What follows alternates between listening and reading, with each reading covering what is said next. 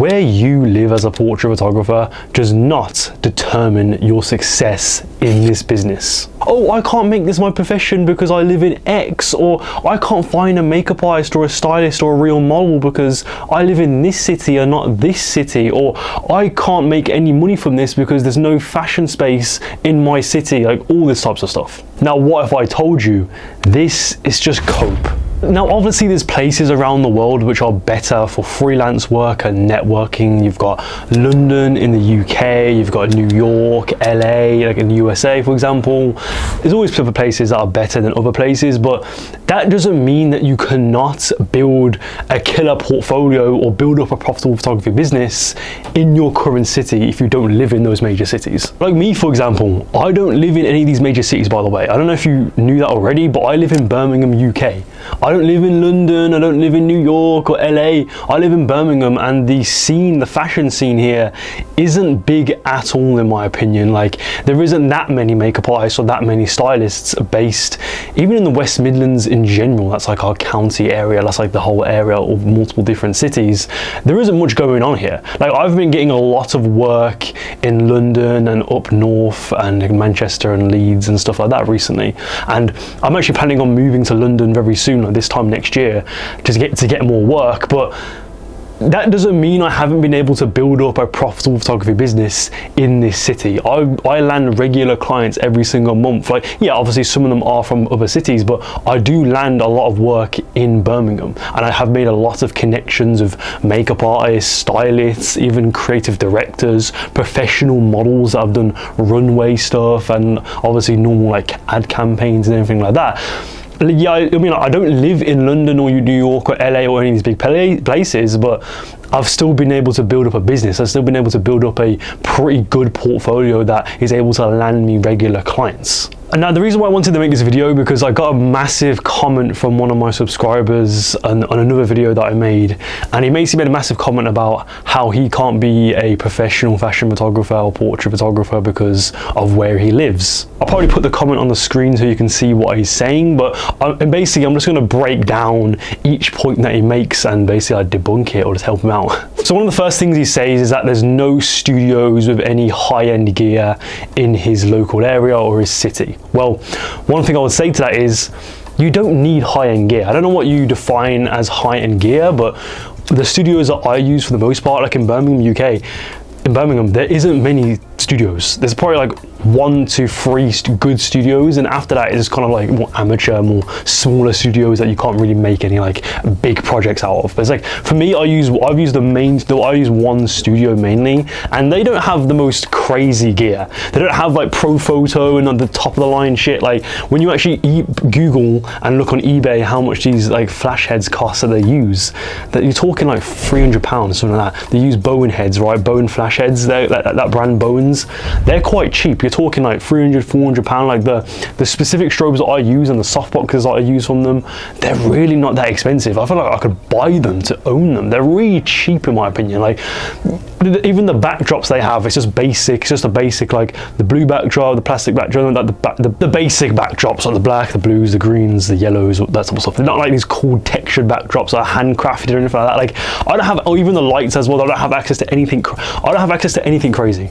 Like, I don't use any insane equipment to create the photos that I create, and I feel like my photos are pretty good. I mean, obviously they're good because it makes me money and is able to land me clients in the future. So yeah, that's the first point right there. You don't need the most high-end gear. You just need like a flash head, a couple of flash heads, a softbox, maybe a beauty dish or something like that. Like, you don't need the craziest stuff. Like, you don't need the most extravagant equipment to create good photos. Another thing that he said is that he's from the USA. Like, he's from America. Like, if you said you were from India or like Pakistan or like China, I don't know what the fashion scene is like in China or something like that, but if you're from like one of those countries, maybe like a third world country or something like that, I could understand. Like, I could understand that you're saying, oh, I live in this country, I can't really get much out of this.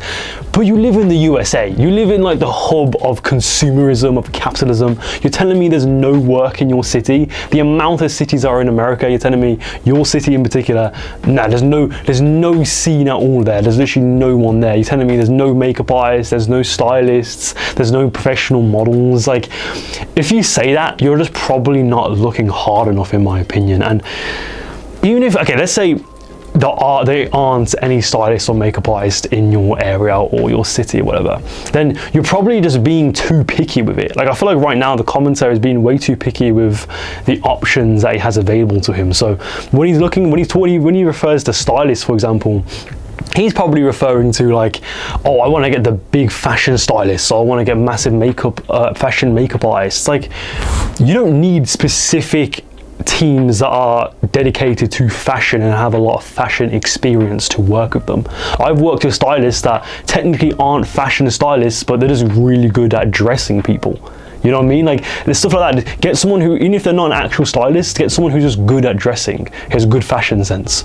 Same with the makeup artist. Like, get someone who's done makeup in the past. Maybe they do makeup for weddings or for some other types of shoots, but not specifically fashion. But you get them on that shoot anyway. They could be good on that shoot, and they could be interested in something like that. For me, for example, I've done stuff in the past where I've hired out or collaborated with a makeup artist who doesn't even have any photography or like fashion experience. They're more into films, or they're more into TV or something like that. Like, it doesn't have to specifically be, oh, I need a fashion makeup artist, I need a fashion stylist. Like, you could get someone who just, yeah, exactly, someone who dresses well, someone who's not someone who could just be good for the job. Again, it doesn't have to be a specific role.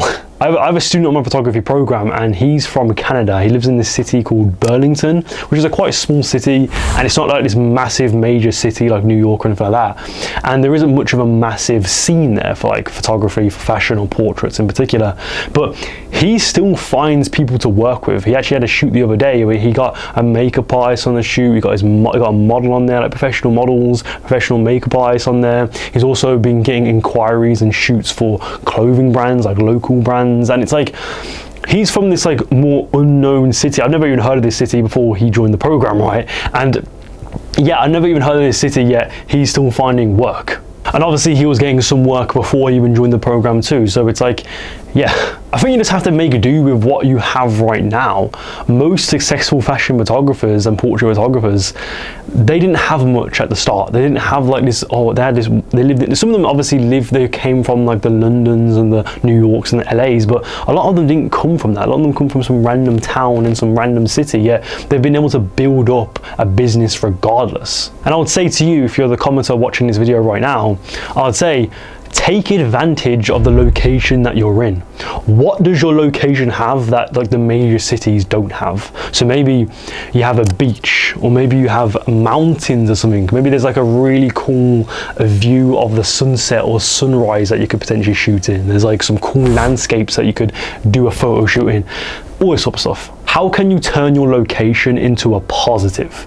Like, actually think about this, right? Like, I was on a call yesterday with the photography program, because we do like weekly calls and stuff, and I was talking to that person from Canada, and I was asking him, because he wanted to do some more like lifestyle portraits, like outdoor stuff, showing off some landscapes maybe. And he was like, oh, what is there really to do in Burlington? Like, I got this, got that. And it's like, you just listed off a bunch of things that you could do there. They said there's like a beach there, there's some nice forests there, like there are things there. Like, I know, because you're a local in your city and you've lived there for most of your life, or even your entire life, you think there's nothing special.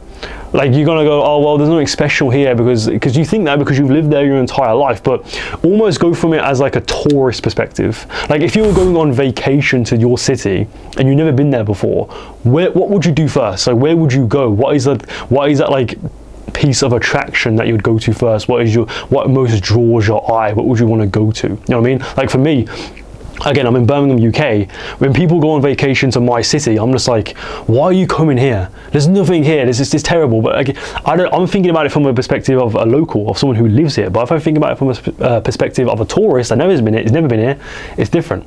Like, for example, I had like a month ago, I actually have relatives in America, and some of them came over to Birmingham, UK, and I'm just like, there's nothing special here. It's like Texas, because they're from Texas. And I'm like, Texas is way better, because I've been there. It's like, oh, Texas is way better than here. And they come here, and they had the time of their lives. They loved it here. They loved like the tourist attractions. They loved they have like a really cool library there. You love like the town centre, the city centre, the mall. They loved it. Even though for me it's a standard, it's like, what is special about this place? But for them, because they're from across the world, for them it was like, oh my god, there's so many cool places to go. You know what I mean? So think about it like that. Like, you may think in your city that there's nothing to do, but think about it from like a tourist perspective, and like, actually there's a lot of cool stuff that you can do. There's a beach there, or there's that that's a really cool like landmark there, or there's a cool a view of the city here, or there's a really cool view of the sunset or the sunrise. Just think creatively here. Think about how you could implement those landscapes, and think about how you can implement your location into the photo shoot. Because there's this photographer I was looking at like the other month.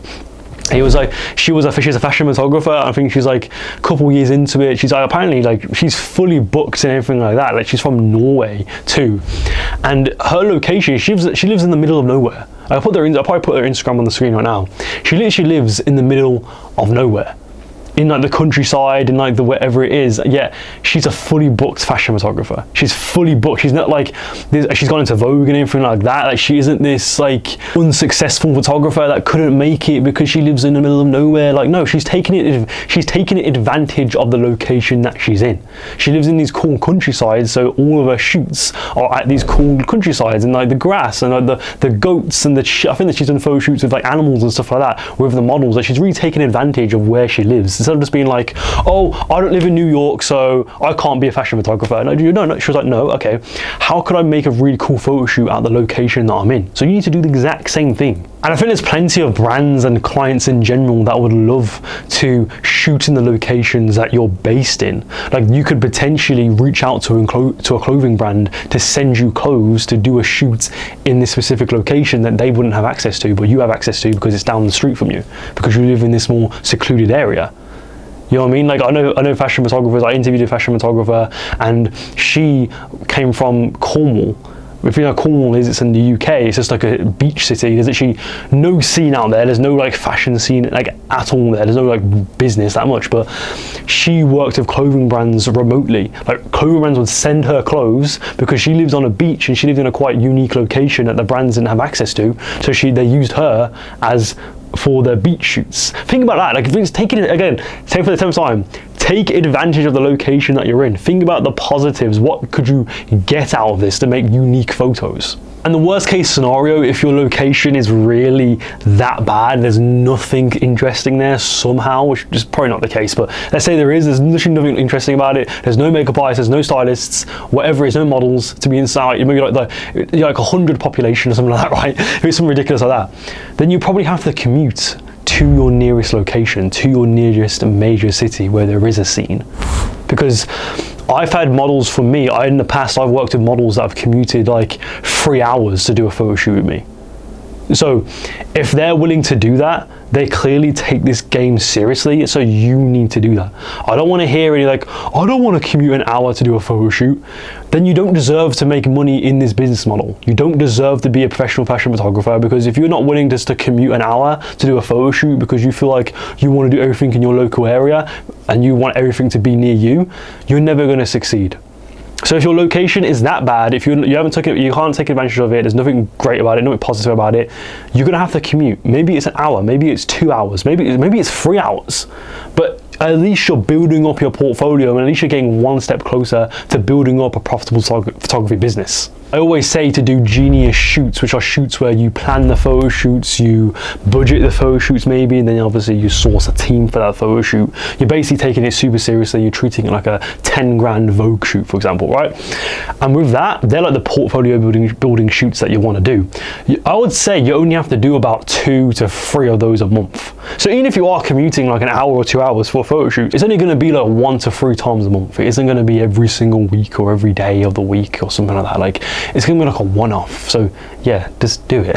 And I think accountability and having other people look at your portfolio as a portrait photographer is extremely important. I wish I had that when I first started. I wish I had someone in the same like genre and industry as me telling me exactly what I need to do to improve and make money in this business model. And that is why I created my program, Photo Genius University, which is top link below. When you join the program, I'm literally your personal coach. Like every single week we'll go on a call, like I mentioned earlier, we'll go on a call where we will look at your portfolio, or I will look at your portfolio. I'll tell you exactly what you need to do to improve. I'll tell you exactly what type of work that you need to create. I'll tell you exactly how to price yourself. Like if you have a certain question, like you're in a very specific situation right now where you don't know what to do, like do you get hired, do you accept that paid job, do you do this job instead? I can guide you with that basically. I've already been helping multiple photographers on the program. You also get access to some pretty cool courses. They're blurred out right now on the screen right there. That's my program there. You get access to courses that will help you, again, price yourself, help you with networking tips. I basically tell you everything that I know about this industry. Like all my industry insights tell you exactly what I know about how to make a profitable photography business, like how to run a photography business in general. If you're a beginner, if you're intermediate, if you're more advanced, it doesn't matter. It's worth it. You're going to learn so much from this program, and guess what? It's only $47 a month. It isn't this super expensive like program that it's going to cost you like $3,000 to get in. I've made it cheap on purpose. It's $47 a month. You don't have to commit for like a 12-month plan or something like that. You can join for 1 month if you want to, but I'll suggest staying for more than 1 month so you can keep going on calls with me. But if you want to stay for 1 month and that is it, just join. Just join. If you want to stay for 1 month for $50, that's fine. I want to talk to you. I want to help you. So yeah, join the program today. Top link in the description below. Click it. I want to see you making real progress and making real money in this business model as a portrait photographer, no matter where you live, no matter if you live in New York, even if you live in some town called Cornwall or wherever it's called, you live in a population where there's like 2 people there, you're going to make money in this business model if you join the program. So yeah, that's it for the video. That is it. Thank you for watching. Click on any of these videos here to learn more about portrait photography, and I'll see you next time. Goodbye.